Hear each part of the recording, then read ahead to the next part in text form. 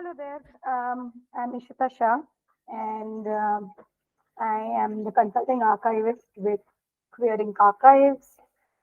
I am making this video maybe as the first or the draft version to talk about how any localized team can basically take forward cataloging and segregating the collections, which would be the first layer of work as far as physical archiving for queer histories is concerned. I'll just share my screen, begin with dwelling into some conceptual points on the presentation, and then move to the actual sheets themselves or actual exercise. I'm just going to quickly skip all of this and yeah. So when it comes to any collection, this is the way forward that we are structuring the archive at this point. So if there is XYZ person's collection, it's important to identify if there needs to be subgroups to it. One of the reasons these subgroups usually come up is because of um, copyright issues.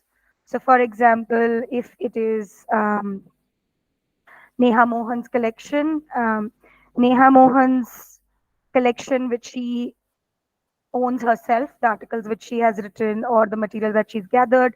But let's say her sister, Neeti Mohan, had also left her archives with Neha and gifted, donated, or left it with her.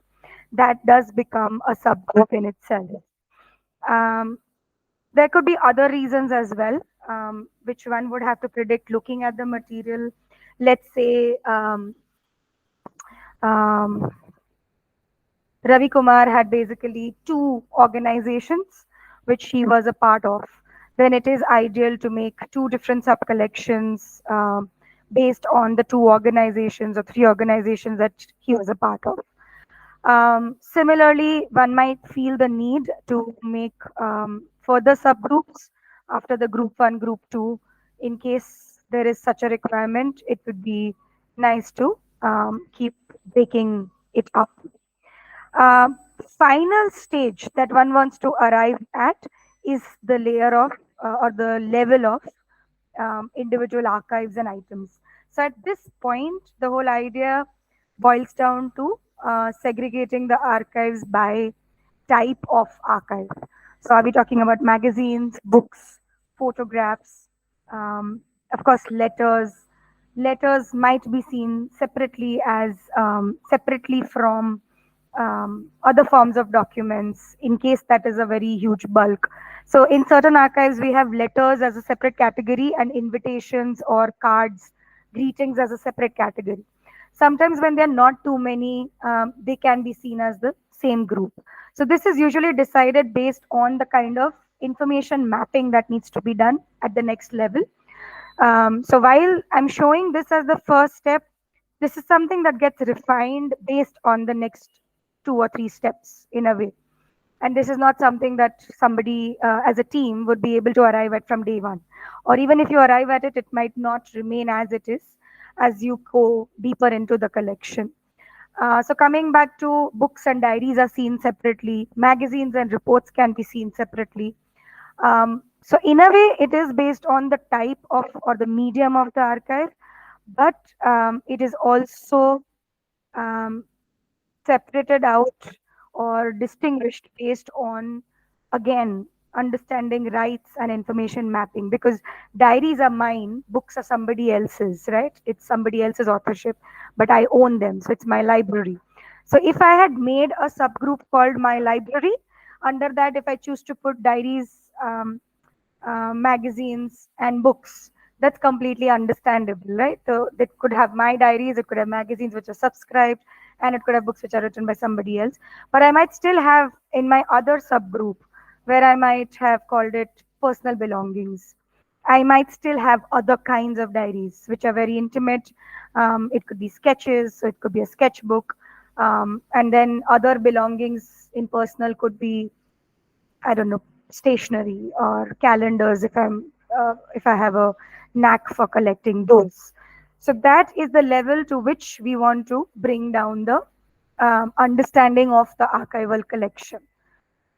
Now, on the basis of that, one starts cataloging, one starts identifying the different kinds of um, information mapping that might be required. So I'm just going to quickly, now while over here the work is organized date wise, this is also to keep a tab between the teams or team members. Eventually this would collapse into looking like folders specific to each type of archive and of course each subgroup or group, right? But what I really wanted to get to is to show you guys the different kinds of catalogs that might emerge. Sorry, this is not what I needed to click on.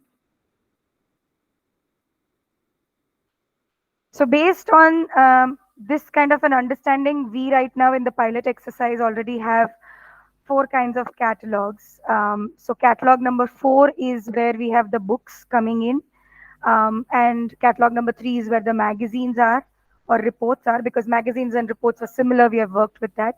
And catalog 1 and 2 in this particular collection has a lot more newspaper archive. So that is why we have kept it under 1 and we needed 1 and 2. Now, I'll also explain apart from the typology, there was a need to have more catalogs or more Excel sheets because software also has to be understood for its shortcomings and for probable issues. So you can observe over here, because we are making day-wise entries. This is catalog 1. We have already occupied more than 10 tabs. And this means that a lot of work here is now privy to, if lost, it's a lot more work, right? So probable to. And that is why making a change every now and then in terms of the amount of, the type of sheets is helpful. The other way to put it also is that one should keep taking backups. So even after you've done 3 subsheets or you've done 10 subsheets, you should keep taking backups. Now, somebody could ask, why don't we do different sheets for different days? Because then in that case, 2 problems. One is maintaining the format, and second is collapsing will get more difficult. So you also don't want to spread out too much. Try and keep it contained, but also not too consolidated in one place that if one thing goes off, everything goes off. So you strike a balance between the two. Now, usually it also helps in these kind of exercises to always have a sample sheet. This is where you basically discuss, as I said, you try out a few archival materials, see what is necessary, what kind of information mapping will work, not work. Let the team members try out entering data into it and seeing if there are mistakes. So we have also kept the old sheets, we can remove it and then start doing the final sheets. So the sample sheets basically goes this way. You have the date, source. It was important to identify which box or bag the material has been found, or which part of the house, type of archives, size. If you want to write, you can choose centimeters versus inch. It's good to have both eventually when you go to the level of record management. Quantity of archives found, and then you get into the citation parts of the metadata, so which is source, city, title, any other important information about the content, author, page number, day, date. You decide formats for each of these and then follow that. And condition, so this is where, so you have finished your basic information metadata, and this is where the archival information begins. So you basically start mentioning condition of your archives so that you know something was overly sensitive, something needed to be prioritized for digitization or conservation, something was already very damaged. So finding information about it in the previous columns has been difficult in case you're leaving it empty. Eventually, there are more archival tabs that will come in. So you will want to know which box it is kept in, which cupboard it is kept in. You'll also put in information in terms of who has archived it. So you can always fall back onto that person.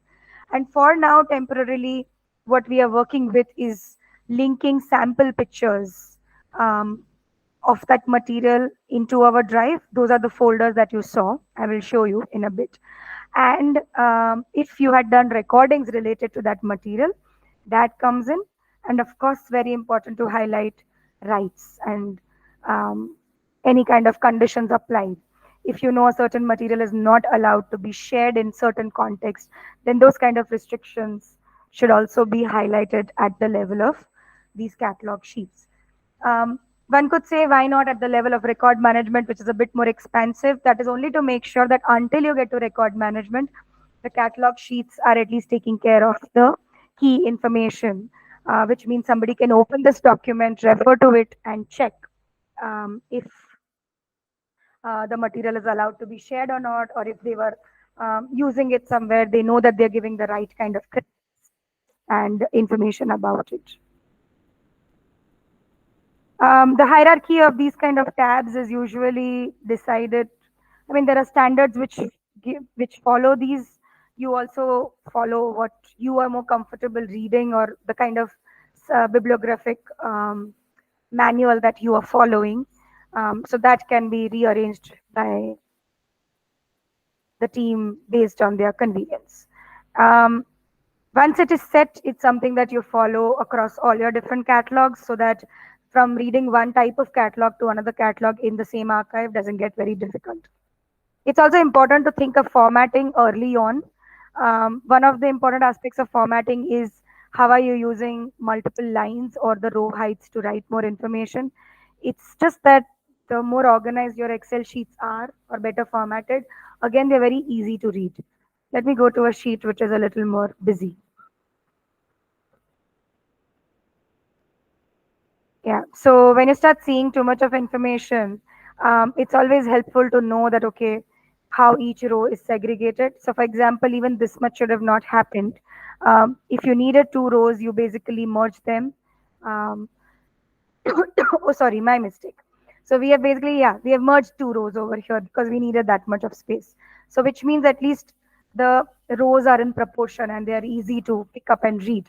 Except instead of doing stretch stretch the row or stretch the column kind of things, where the information becomes oddly organized across different entries. Um,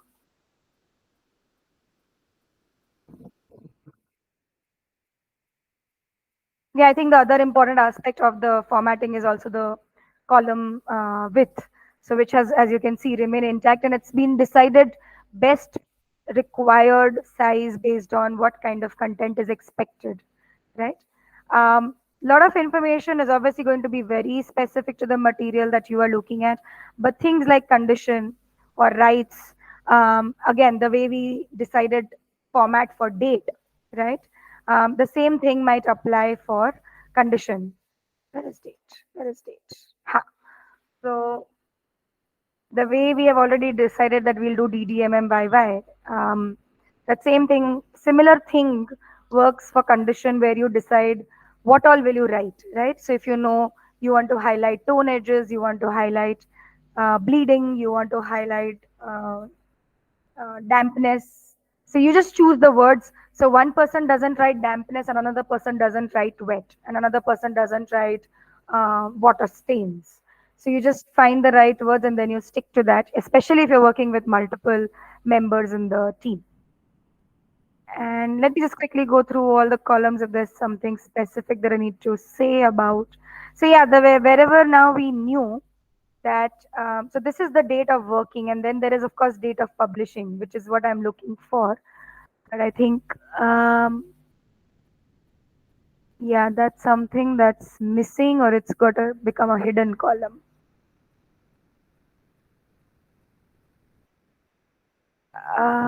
Ta-da-da.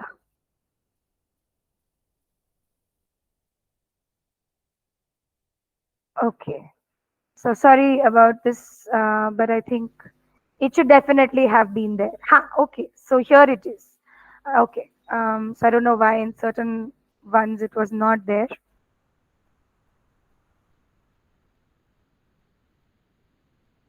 Ah, it is there. Sorry. So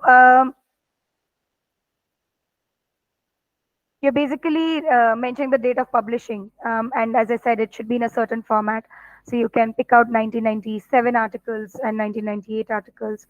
Of course, even mentioning day is important with newspaper articles. This, of course, changes with magazines, as you would imagine, and these we leave it open in those situations. I was basically referring to the fact that things which don't need to be right now repeated, we have not repeated. But otherwise, you can imagine in the longer scheme of things, this is the newspaper articles catalog. So either it says on the format on the top, or it basically needs to come in as a column where it will be copy pasted across all those 400 newspaper article items. Other important aspect of formatting which I'm missing out is to keep in mind that this is ultimately a printable catalog on a certain standard size. Usually A3 catalogs work very well from the office stationery and printing point of view. They are well readable also. A4 becomes too small and A2 becomes a little too big to handle. So these kind of things, again, in terms of what resources are available around you, you can fix it up. You can also do an A2 and then make folds in it so that it becomes an A3. It also depends on the information that you really need to put. Now, quickly to show you what the um, links start looking like. These are not necessarily high quality digitized images. Actually, I don't even need to click, right? You're able to see the preview. So we have created folders of this date and then started putting pictures of those articles so that you can cross connect. Now, if I wanted to see if something says not cut properly, or in a very serious condition, then you at least know that you can quickly check a preview image, which is what even an archival website would let you do. Not from condition point of view, but to know whether the data is important for you or not. So okay, sides, are they really looking fragile? Yes, you can see the top, it is curving, bent, and if it gets torn, the article will look incomplete. So this one should go into, let's say, conservation first. Now, if I obviously want to, when we move to record management, we will use these images. So while this also allows multitasking in terms of once these catalogs are ready, they can be moved to the cold storage. That's one option so that lesser people are handling it. Second, it obviously needs to go into digitization, which is what's going to happen with this project.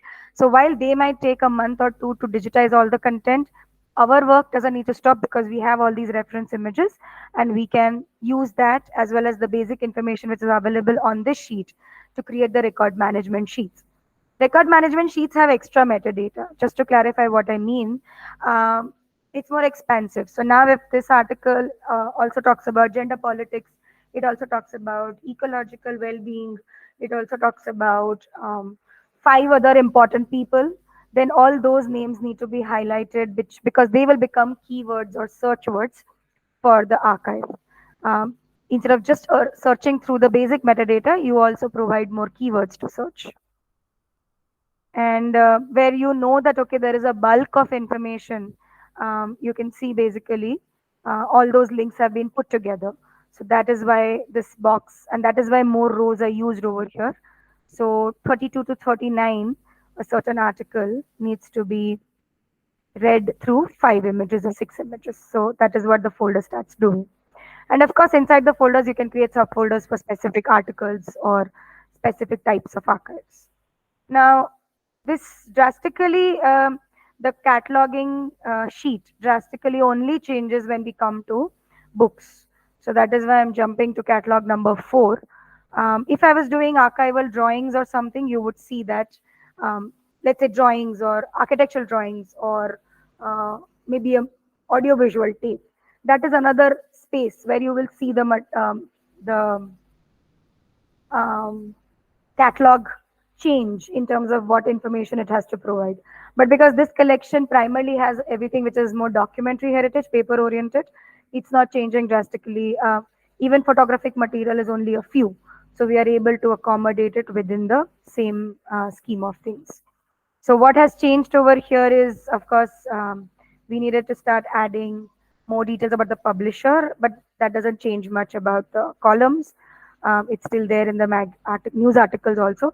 What we did is we obviously needed to identify annotation separately from the title of the book and original details of the book.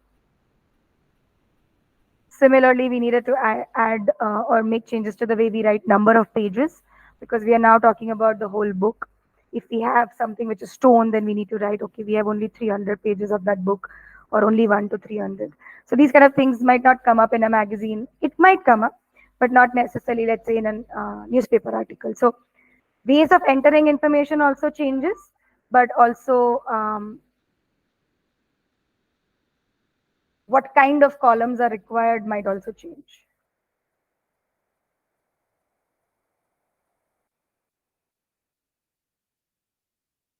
And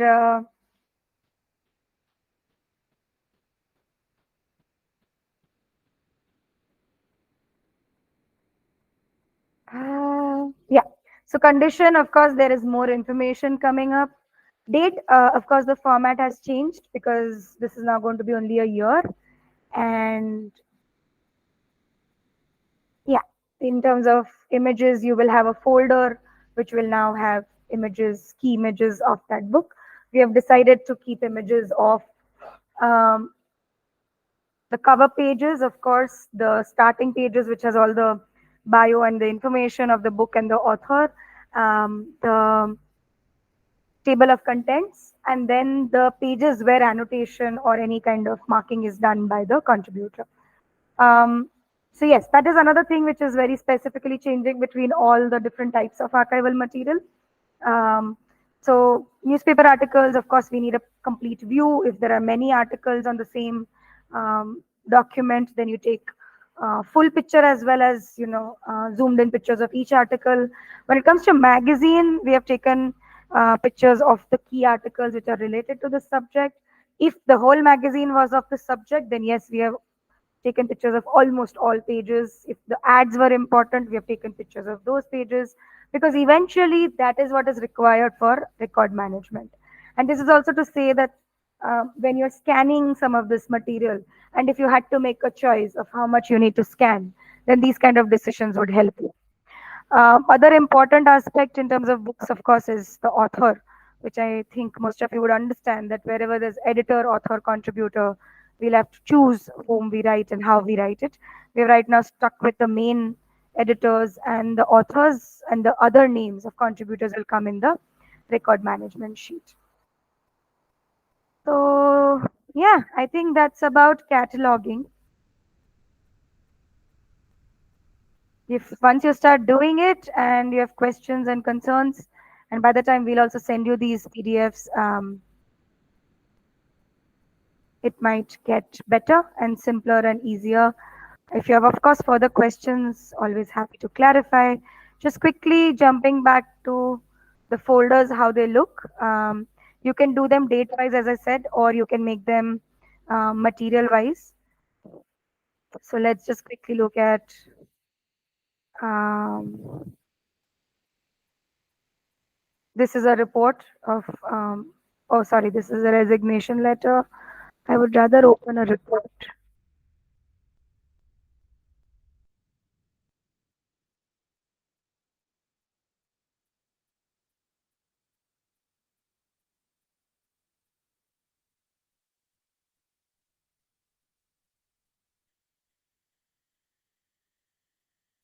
So while we have got longer names on the folders, just be careful they don't become too long also, because then the files become unreadable. You won't realize it on Google much, but once you download those folders, that can happen, right? So if there's a report or a research paper about Prayas Health, then you've taken pictures of all the pages. These are as the very quick mobile phone pictures, so this should might feel like a lot of work to do, but it's a very quick exercise in itself. Um,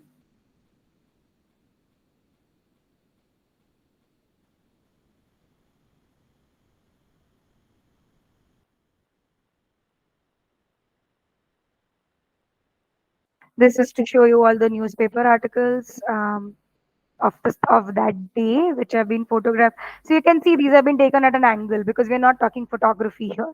So when you are digitizing, you will not create this angle. That's not a very good way to ultimately showcase an archive. But for internal referencing, these kind of pictures are okay. You need to definitely number them. At this point, where only you work with only numbering at the cataloging level. when you are transitioning from cataloging to the next stage, which is sorry, sending the material for coding as well as sorry, sending the material for digitizing as well as for record management, you'll get into more specific coding system, which is almost very similar to the way we have done folder naming system. So you know how to find 117 somewhere. So that's something we'll take it up later. It might be too much information at this stage. It also helps if you're doing it based on site visits, then it also helps to take pictures of all the material that was found that day or studied that day, just to give a sense of um, site specificity, site situation, live, as much of a live update as possible, as well as the second thing which you're seeing here is, or the second part of this exercise, which is the rehousing. So also that starts getting discussed parallelly. We are only using very simply available materials from the stationery or from online platforms.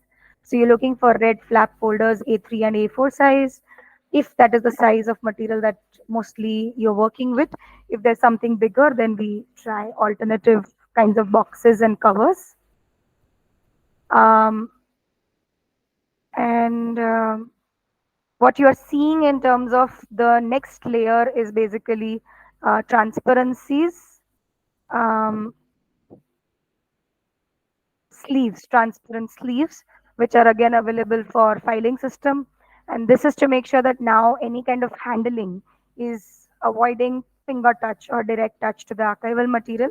You keep as many materials separately as possible. You don't load them too many in a tracing sheet in a sleeve.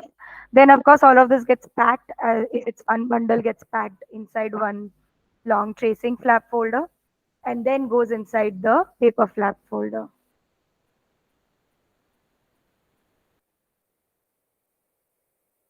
Books also basically would go inside.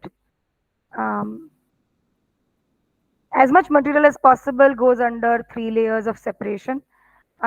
When things are of a different odd size, we come up with alternatives. I'm just quickly looking for where the tracing papers are. That's maybe in another folder.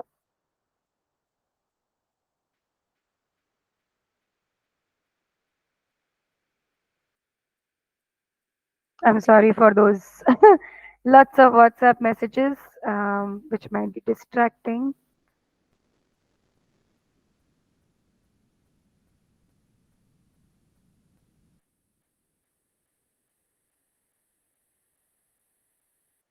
So what you saw here is also important. As I said, if there are conversations with the contributor about the material that you are archiving that day, then those audios can also be appended into the archive, and that's really helpful for a um,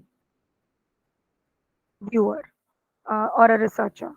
So apart from the oral histories that we are doing, this is also important as method to include voices and stories, because a lot doesn't get covered in oral histories in that sense, right? So I might have not spoken about a certain article in particular, but now when I am donating this article and I'm sitting with you while you are archiving it, when you're rehousing it, so I might remember that oh, this is the story about this article or about this article album. So the contributor is speaking about it and it goes into the archive.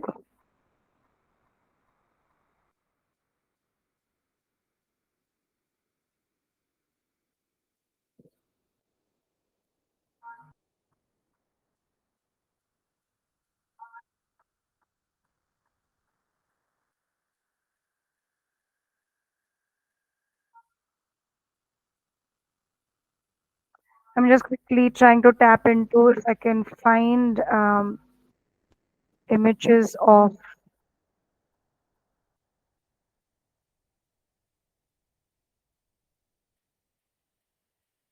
rehousing using tracing sheet. It might be a very good reference. Let me just see if it is there in the presentation itself. So you can see the 3 layers.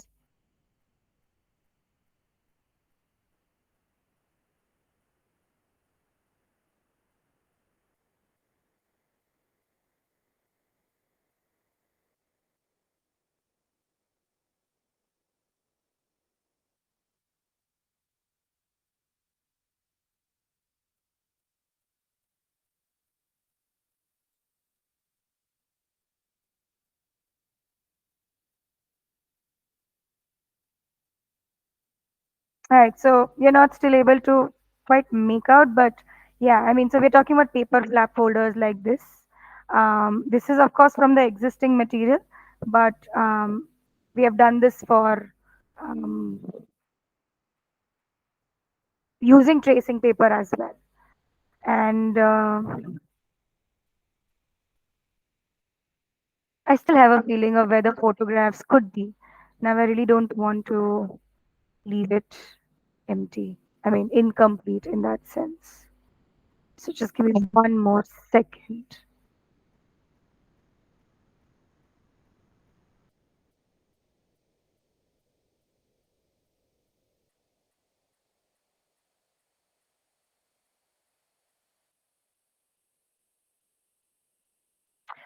So these are the basic etiquettes of working with the archival material. We use gloves, try and get the ones which last a little longer through the day, especially in humid weathers, so that we have to create less plastic waste. If you can get comfortable with cloth gloves, then nothing better than that. But in the long term, we have all found it a little difficult to work with, because of which we use these rubber ones, latex ones, the one which have powder in it, so they work quite well through the whole day, rather than the 5 rupee plastic ones. And of course, there are other quality gloves as well, which we have just recently discovered, where they're the cotton cloth ones only, but they actually have the plastic coating on the fingertips, or on the front of, or on the palm of the hand. So I think that's something that's going to solve the problem in terms of not creating waste and being able to use washable gloves. But until then,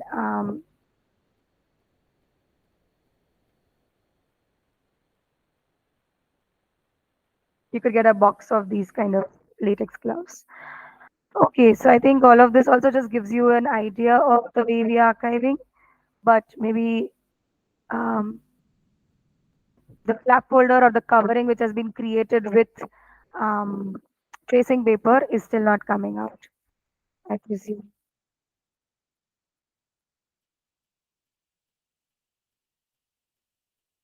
So we'll send you pictures of this eventually. When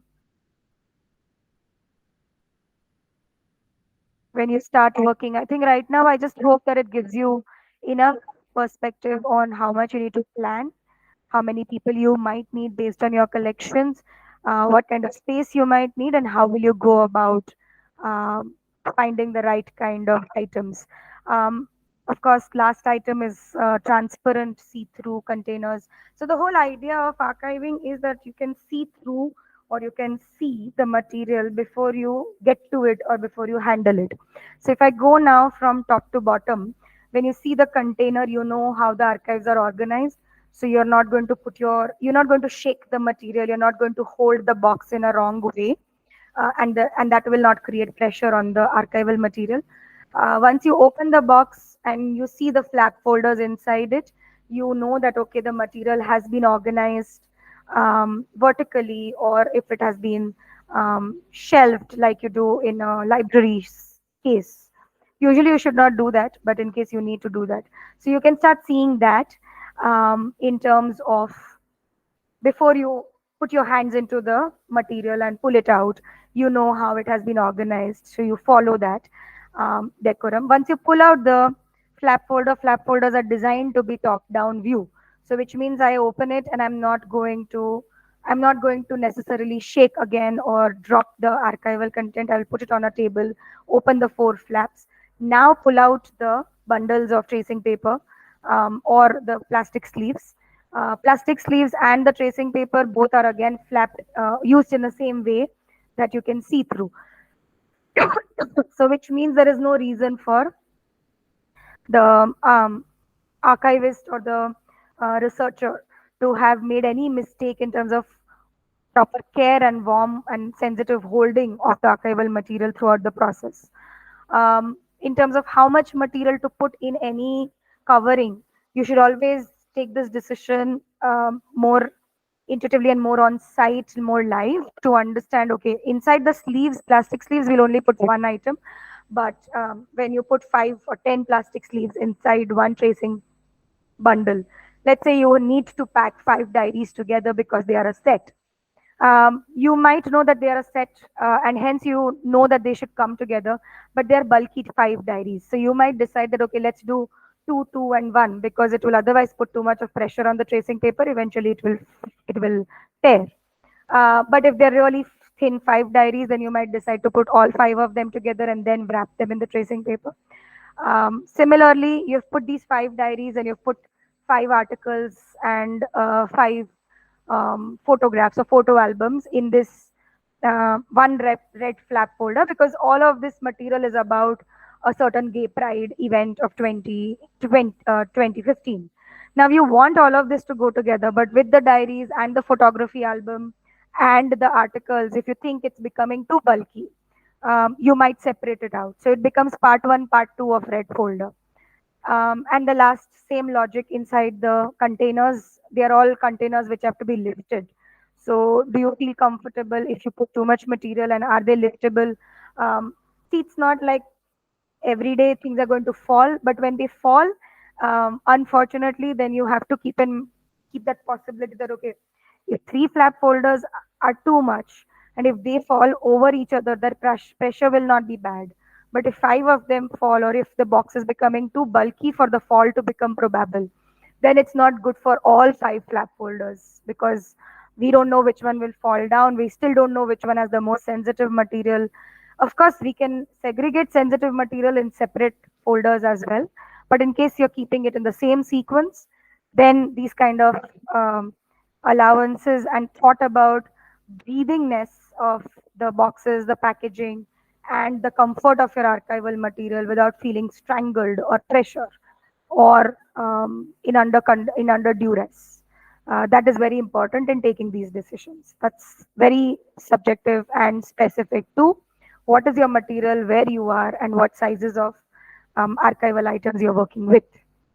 Okay, so these are the two primary exercises which I was talking about. And once you are doing these and organizing your material, flattening it out, simple things to do at this point in terms of conservation is just open it up. If it is folded, of course, be very gentle. If the fold is already very sensitive, then things can tear from there.